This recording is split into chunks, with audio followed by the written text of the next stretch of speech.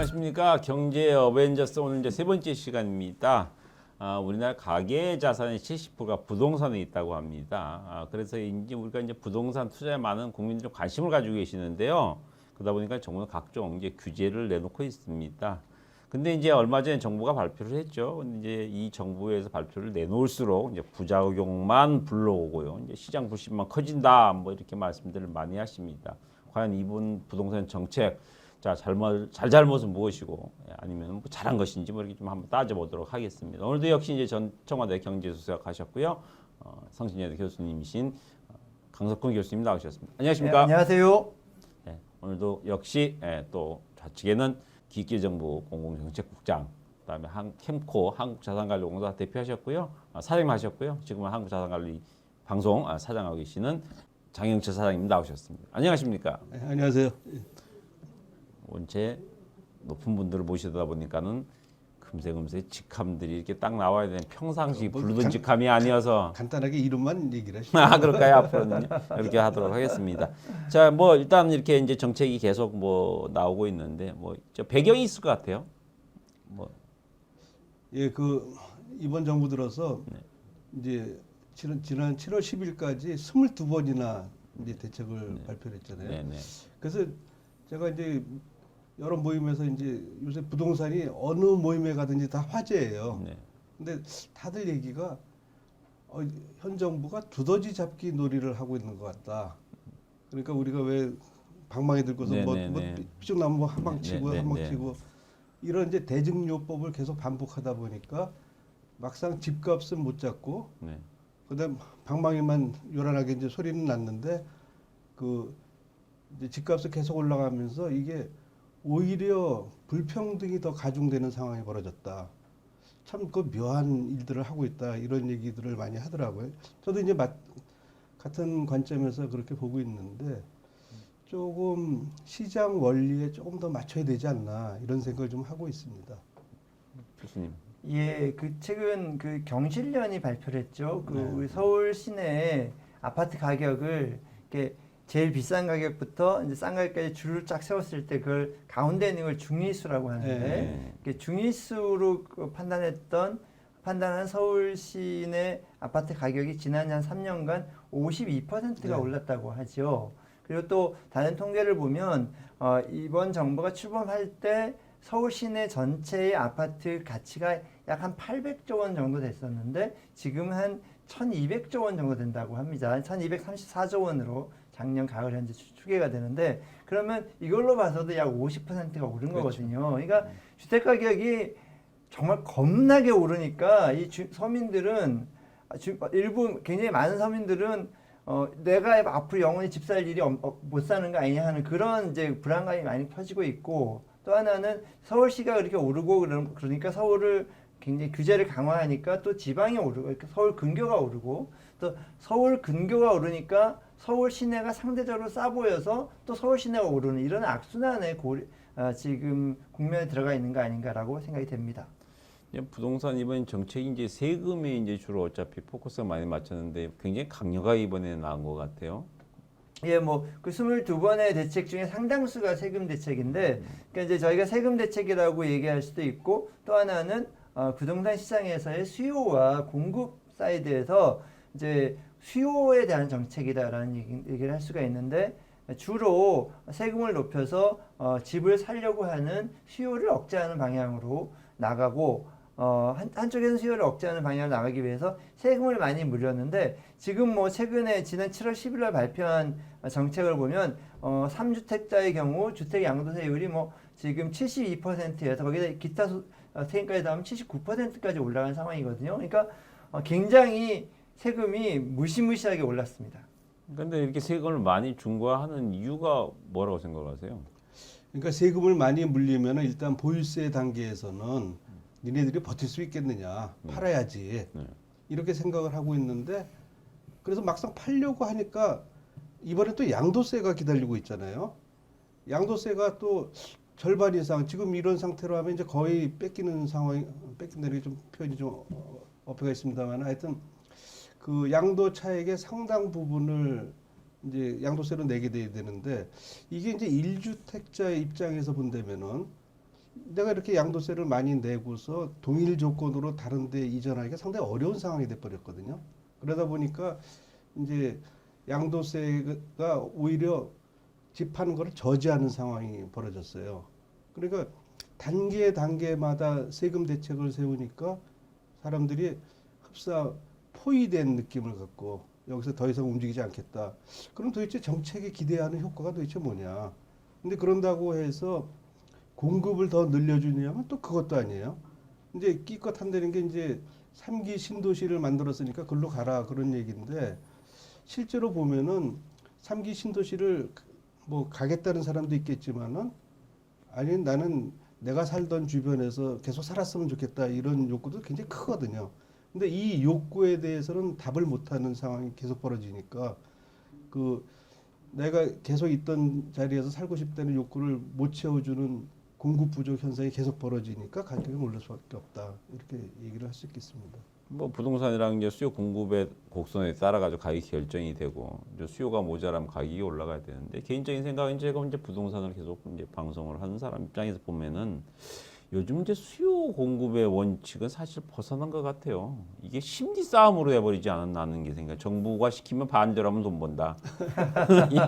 이런 심리가 만연해진 게 아닌가 하는 생각이 들 정도인데. 그러니까 이게 과연 정부가 정책을 하는 건지 국민과 싸우자고 하는 건지 그게 좀 의심스러운 그런 걱정까지 들고 또 정부가 과연 이성적으로 정책을 하는 건지 아니면 감정적으로 정책을 하는 건지 국민의 입장에서는 참으로 아쉽고 또 다른 부분은 이 정부의 인식이 일부 투기에 의해서 이렇게 주택 가격이 오르고 있다고 판단하고 있으면 그런 일부 투기에 관한 것들에 대한 대책을 내세워야 되는데 이게 1가구 1주택 가진 아무 죄 없는 사람까지도 갑자기 세금이 폭증을 하는 이런 현상을 만들어내서 국민들 입장에서는 참으로 이해하기 어렵고 오죽하면 이게 기획 인상설 이런 얘기도 나오지 않습니까? 그러니까 세금을 올려서 어떤 정치적 이득을 얻겠다는 거 아니냐라는 그런 얘기까지 나오고 과거에 이런 얘기를 하면 굉장히 황당한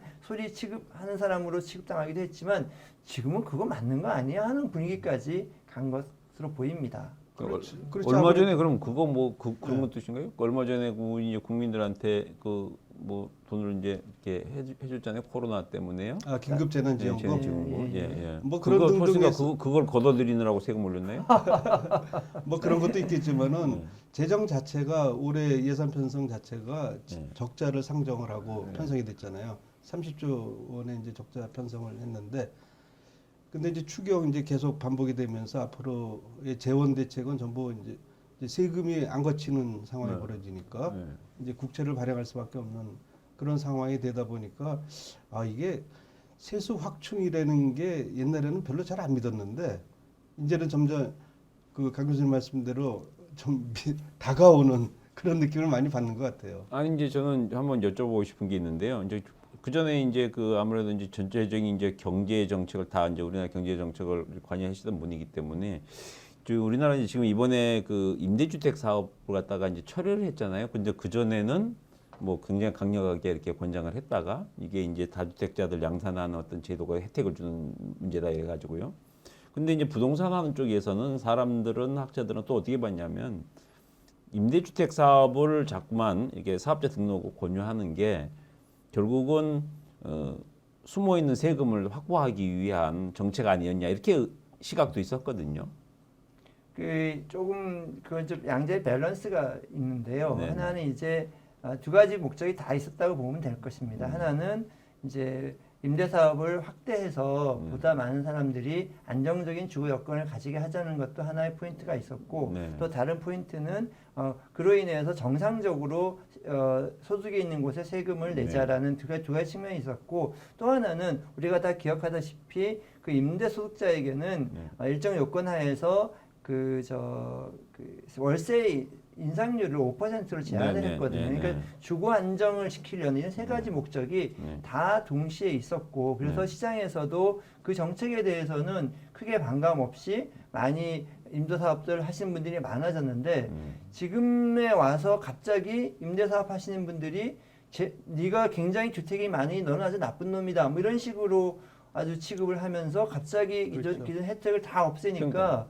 시장에서는 굉장히 혼란스럽고 만약에 향후에 임대주택의 공급이 줄어들게 되면 이 피해는 올곧이 서민들이 다 받게 되는 그런 문제가 되는 것이죠. 그럴 수밖에 없게 되겠는데 그러면 지금 어떻게 생각하십니까? 임대사업자를 지금 이제 처리를 했잖아요. 네. 이제 앞으로는 그걸 하겠다고. 그럼 뭐 그거에 대해서는 교수님 생각에 뭐 어떻게 가부를 따진다고 하면은 유지돼야 되나요? 저는 몇 가지 측면에서 유지되는 게 맞다고 생각합니다. 그동안 임대소득자들이 점점 늘어나면서 그 안정적인 임대 물량이 공급되는 측면이 있었고 또 거기에 적합한 세금이 징수가 되었고 또 거기에서는 또 안정적으로 임대료들이 관리되었기 때문에 그 혜택이 서민과 중산층에 돌아간 것으로 판단이 되고요. 지금 상황에서 만약에 그거를 지금 처음에는 정부가 소급 적용해서 전부 없애겠다고 말했지만 지금은 조금 물러나서 소급 적용을 안 하겠다라고 얘기를 한 것으로 알고 있습니다만 정부 정책을 믿고 그에 따라갔던 많은 선량한 국민들이 정부 정책이 어느 날 바뀜으로 해서 혜택을 그러니까 손해를 받게 되는 거는 또는 그런 피해를 받게 되는 건 정부로서 정말 하지 말아야 될 일이죠.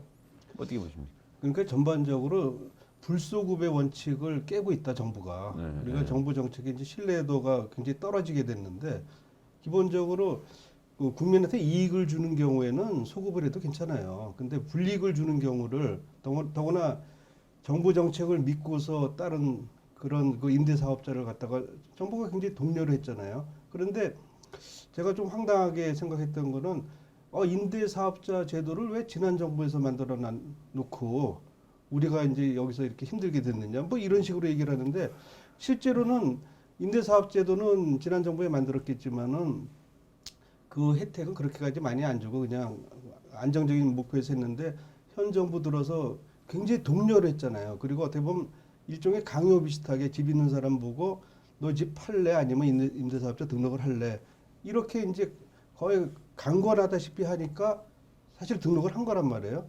그런 상황에서 이게 뭐 4년 임대, 8년 임대 이렇게 의무화 시켜버리면은 그 매물이 시장에 나와서 거래가 돼야 되는데 거래가 안 되고 그 안 되는 물량에 30만 원 이상 이제 묻겠다는 거 아닙니까? 그래서 집값이 올라가니까 몰라 전세값이나 이런 것은 좀 안정이 될지 몰라도 집값에서는 영향을 아무래도 많이 줬다 이렇게 판단하니까 철회를 했다고 보는데 이런 식으로 정부 정책이 왔다 갔다 하면은 정부가 무슨 영이 쓰겠습니까? 아무도 안 믿죠 지금. 이제 이런 시청자들께서 보시다가 이제 아마 이렇게 생각하시는 분들도 있으실 거예요. 시장 이제 우리가 있고 다음에 정책이 있는데 자꾸만 시장을 벗어나서 정책이 시장을 제어하려고 하니까 결국은 시장이 그에 따른 반발이 생기지 않나 이렇게 생각이 들고 또 여태까지 사실 이제 부동산 정책이라는 게 일관적으로 저희가 봤을 때 제가 한 20년 정도로 부동산을 이제 이렇게 해왔는데 정책이 정권마다 사실은 조금 이렇게 좌로 갔다 우로 갔다 하고 바뀌는 게 있었거든요. 뭐 그런 거는 뭐 어떻게 됩니까? 그러니까 막상 우리 이제 장 대표 대표님 계시지만 이제 부동산 정책은 정책 당국자로서는 딜레마가 있습니다. 가장 근본적인 대책은 주택시장에서의 공급을 조절해서 공급을 늘리거나 공급을 줄이거나 해서 주택 가격을 안정화시키는 것이 가장 전공법이고 또 그렇게 하면 성공한 사례들이 많이 있습니다. 예를 들면 90년대 내내 우리나라 주택 가격이 안정됐던 것은 그 경제가 그렇게 성장함에도 불구하고 당시 80년대 말부터 90년대 초에 일산 분당 등의 광범위하게 보급되었던 주택 공급의 확대 효과거든요. 그래서 이렇게 이제 주택 공급을 확대하는 정책이 가장 전공법인 정책인데 다만 정책 당국자로서는 그 공급 확대 정책이 상대적으로 시간이 걸리고 자기 재임 기간에 그 효과를 볼 수 없다는 그런 생각이기 때문에 단기적으로 효과가 있을 것으로 생각이 되는 수요에 집중하는 그런 성향이 좀 있었습니다. 그래서 보시면 전반적으로 저희가 주택 정책에서 가장 획기적인 변화가 있었던 것이 노무현 정부였는데 노무현 정부에서는 상대적으로 공급 부분을 굉장히 정책을 등한시하면서 수요 부분에 집중을 했는데 결과적으로 주택 가격에 폭등이 있었죠. 그리고 그렇죠. 그 이후에 이제 이명박 정부와 박근혜 정부에 와서는 상대적으로 공급을 늘리고 특히 이명박 정부에서는 다양한 공급 확대 정책을 써서 당시에 이제 주택 가격이 상대적으로 안정된 부분이 있었는데 문재인 정부 들어와서는 또 노무현 정부 시절에 그 수요 억제 정책을 다시 도입하고 공급 부분을 등한시함으로 해서 다시 가격의 폭등이 일어나지 않았나 생각이 되고 며칠 전에 제 친구가 카톡을 하나 보냈던데 뭐 제가 경제 한 사람으로 웃을 수도 없고 울 수도 없었는데 대한민국의 가장 좋은 재테크는 소위 말하는 진보 정부, 보수 정부 때 집을 사서 진보 정부 때 집을 팔아라. 이게 가장 대표적인 그 재테크다라고 얘기하는 우스갯소리가 있을 정도로인데 역사의 흐름으로 놓고 보면 경제 이론으로 놓고 보면 수요 대책만으로 결코 가격 문제를 잡을 수 없다는 것이 역사가 가르쳐주는 현실이고 이론이 가르쳐주는 상황입니다. 그렇죠. 아무래도 이제 수요 공급 원리를 깨다 보니까 그 가격은 못 잡고 사람만 이제 피곤하게 만드는 그런 상황이 벌어졌잖아요. 근데 이제 왜 공급을 그렇게 억제하고 있는지 좀 이해가 좀 잘 안 돼요. 지금 그 세금으로 수요를 계속 이제 차단을 하고 대출 규제 차단하고 이렇게 되면은 그래도 일정 부분 수요는 있거든요. 우리나라가 가구 수 늘어나는 게 그래도 2018년의 경우도 한 20만 가구 이상 늘어나고 있기 때문에 그게 1인 가구가 됐건 다인 가구가 됐건 분명히 수요는 그만큼 늘어나고 있는 상황인데 이 수요를 맞추기 위해서 더구나 그 사이에 소득까지 올라간 상황이면은 사람들이 보다 좋은 집을 선호하는 거고 새로운 집을 선호하는 건데 그거를 이제 계속 막고 있잖아요. 이제 이러다 보니까 사실 어느 가격이든지 다 마찬가지겠습니다만은 가격 결정에서 하나의 큰 요인 중에 하나가 기대감이거든요. 아, 이게 이제 소비자들은 수요와 공급의 원리를 나름대로는 뭐 이론적으로는 안 배웠겠지만 그래도 돌아가는 상황을 보고서 이제 나름대로 깨닫는 건 있거든요. 아, 이런 식으로 공급이 줄어들면은 집값은 올라가겠구나 하는 오랜 경험치가 있어요. 그러면 당장 뭐 집값은 지금 뭐 물량은 비슷하다 하더라도 물량이 부족하다, 공급량이 부족하다. 그럼 당연히 집값 오를 거니 이렇게 생각하고 사게 되고 이제 이런 수요들이 생겼는데 지금 우리도 보면 내년부터는 이제 공급 물량이 올해보다 이제 절반 정도로 줄어든다는 이제 통계들이 나오고 있거든요. 그러면 사람들 입장에서는 내년에 집값 이제 내년부터지만 부족하니까 이제 집값 오르겠네 이런 기대감이 이미 생긴 데다가 근데 계속 이제 나름대로 수요 억제하면서 그 더 이상 집을 못 사게 하는데 이거 왜 그럴까?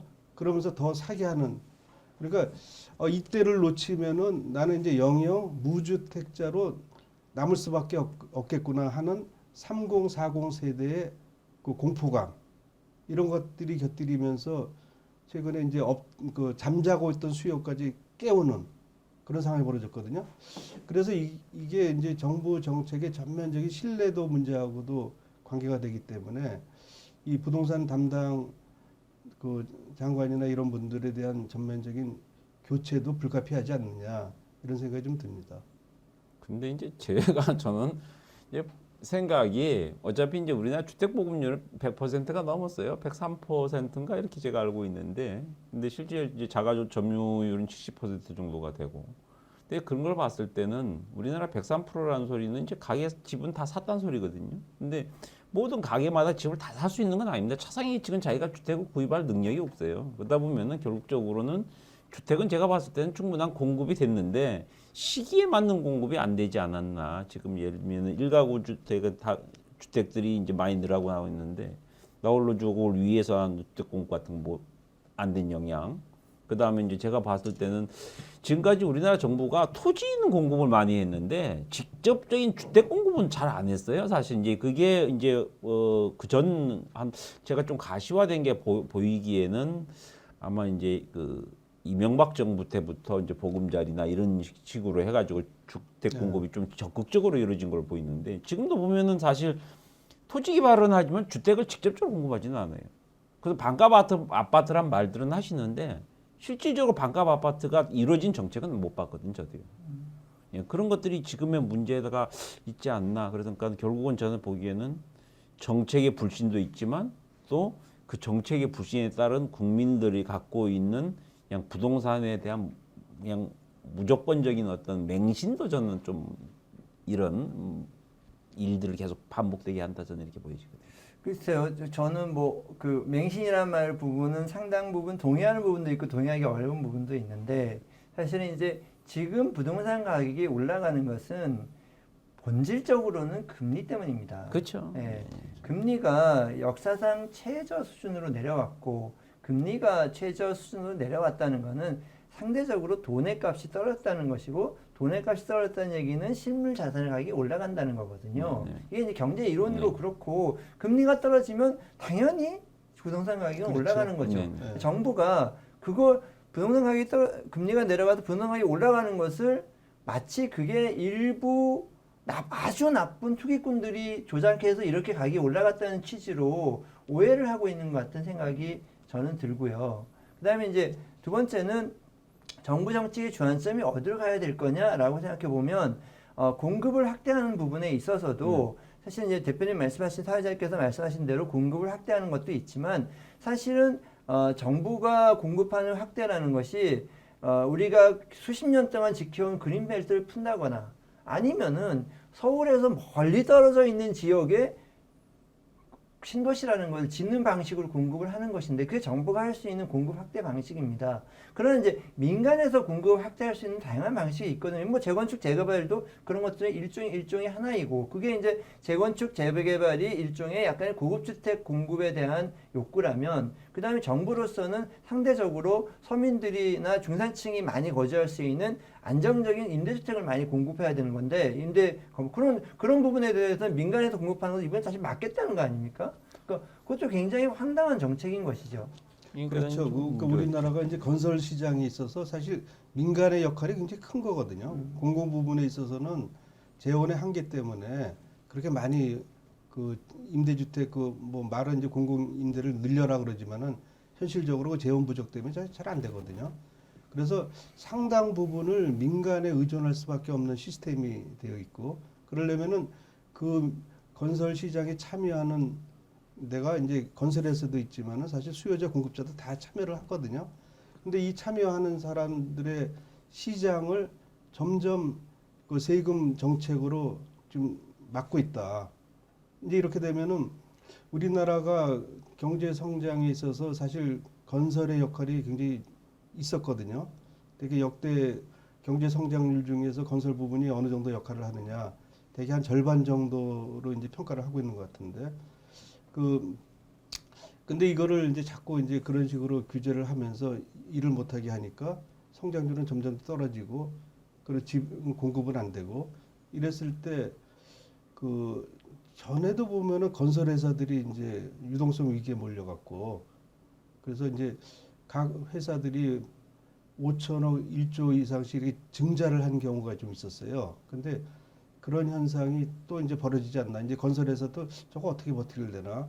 그럼 이제 건설회사들이 일거리를 못 찾고 있을 때 우리 또 성장률에 상당한 영향을 줄 수밖에 없는 거고. 그러니까 이런 게 어떻게 보면 우리가 악순환의 고리로 자꾸 빨려 들어가는 게 아닌가 이런 생각이 들어서 적절한 공급책과 수요 진작책 이것이 이제 상당히 필요한데 특히 제 생각에는 이제 공급의 경우도 그런 거창한 거보다도 그 시장 내에서 공급할 수 있는 것들 그러니까 자꾸 이렇게 팔지 못하게 막아두는 게 양도소득세라고 봐야 되거든요. 그러니까 얘네들이 아까 말씀하신 대로 이 투기꾼들이야, 이 불로소득자야. 그러니까 얘네들이 팔고서 원본을 챙겨서 나가는 거는 도저히 용납을 못하겠어. 이런 취지로 양도세를 굉장히 올리고 있는데 이것이 오히려 기존의 물량에 대한 방해책이 돼버리기 때문에 그래서 수급을 깨고 있는 현상이 벌어진다. 그래서 어느 연구에서는 그게 있어요. 양도세를 어느 정도 완화를 해줘야지 시장 수급이 좀 원활해질 수가 있다. 이런 연구도 있거든요. 그런데 이제 보유세도 늘리고 양도세도 늘리고 이제 이러다 보니까 시장은 점점 더 망가지고 악순환의 고리에 들어갔다. 이렇게 저는 얘기를 하고 싶습니다. 이제 시간이 길어져가지고 부동산 얘기를 뭐 짧게 사실 결론 낸다는 게 제일 어려운 것 같고 그러니까 간단하게요. 뭐 이런 방향이 좀 정책으로 좀 도입이 됐으면 좋겠다. 뭐 그런 정도 있으시면 그걸 하고 마무리하죠. 네. 네, 글쎄 제 생각엔 일단 우리나라에서 한 해 한 4 내지 5만 명 정도가 새롭게 소위 말하는 억대 연봉자가 됩니다. 예, 예. 그러면 우리나라에서 예를 들어서 강남 지금 우리나라 서울 시내 주택이 한 아파트가 한 124만 정도가 되고 그 중에 소위 인기가 있다는 강남 3구가 한 30만 호 정도가 됩니다.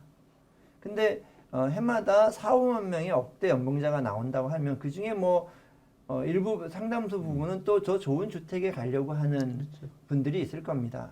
그래서 국민들 중에 열심히 노력해서 자기가 더 좋은 집에 살고자 하는 그 욕망을 정부가 그걸 나쁜 욕망이라고 얘기하면 안 되는 것이고 정부가 이제 그런 수요가 있다는 것을 기본적으로 인정해야 된다는 걸 제가 마지막이라도 말씀 하나 드리고 그래서 그렇게 더 좋은 집을 살려고 하는 사람들을 투기꾼으로 모으는 것은 적절하지 않다라는 생각이 하나 들고요. 그다음에 정말 저는 그거보다도 더 걱정이 되는 것은 사실은 우리 경제가 굉장히 어려운 상황이고 저는 이렇게 정부가 막 이상한 정책으로 가격을 올려놨다가 이게 어느 날 급격히 하락하는 경우 이게 일본의 잃어버린 20년이 부동산 가격 하락에서 왔거든요. 이제 버블이 깨지면서. 근데 지금 우리 상태를 버블이 깨냐 아니냐를 판단하기는 어렵지만 지금 같은 상태가 계속된다면 향후에 국민 대다수가 며칠 전에 통계가 나온 걸 봐도 60몇 %가 앞으로 부동산 가격이 오를 것이다라고 예상하고 있는 이런 상황에서라면 부동산 가격이 계속 오르고 그래서 어느 날 갑자기 이게 폭락을 하게 되면 우리 경제에 정말로 큰 재앙으로 다가설 수 있기 때문에 시장 원칙에 충실한 그 부동산 정책을 해나가는 것이 굉장히 중요하다라고 다시 한번 말씀드리겠습니다. 맞습니다. 이 부동산이 갑자기 폭락했을 때 그 위험성 때문에 정부에서도 그동안 보면 단계적으로 후퇴하는 뭐 그런 생각들을 많이 해왔었거든요. 근데 지금은 집값이 올라가니까 아까 말씀드린 대로 두더지 잡기에 너무 열중하다 보니까 이것이 이제 계속 이렇게 때려잡다 보면은 폭락할 수도 있다는 부분은 지금 놓치고 있는 게 아닌가 이런 생각이 좀 들거든요. 근데 그 정말 이렇게 폭락이 됐을 때 나중에 우리 그 경제 좀 요새 경제 위기 얘기도 뭐 이렇게 많이는 안 나오지만 그래도 연말에 상당히 어렵다고들 얘기를 하고 있지 않습니까? 거기하고 겹쳤을 때 하나의 쓰나미 같은 현상이 벌어질 우려도 있다. 그래서 이제는 조금 더 거시 경제 차원에서 밸런스를 맞춰 나가야 되는 거지. 이 단기간 내 시장을 이기려고 하다 보면은 좀 망가질 수가 있겠다 이런 생각이 듭니다. 뭐 역시 오늘도 이제 답은 없습니다, 사실은. 그렇죠? 답은 없는 내용인데 이제 여러분 내 말씀대로 그 우스갯소리인데 세금 내고 욕 먹는 두 사람이 있는데요. 한 사람은 흡연자, 한 사람은 이제 다주택자랍니다. 자, 부동산은 분명히 자산이죠. 우리한테도 자산인데 너무 많은 자산을 가졌다고 시장에서 뭐 정부에서 그걸 강제적으로 규제하는 것도 사실 좀 일부의 문제가 있지 않나 생각이 들고요. 다음 주제는 어떻게 뭐 제가 어떻게 할까요? 뭐 좋은 주제가 있을까요? 다음에는 또 2주 남았으니까. 2주 남은 천천히 생각 한번 해볼까요? 네. 예. 그 사이에 또 일이 있겠죠. 예, 이왕이면 이제 우리 주머니 사정에 직접적으로 영향이 있는 주제들로 조금 이렇게 한번 잡아주시기 바랍니다. 오늘 여기서 마치도록 하겠습니다. 고생하셨습니다. 네, 감사합니다.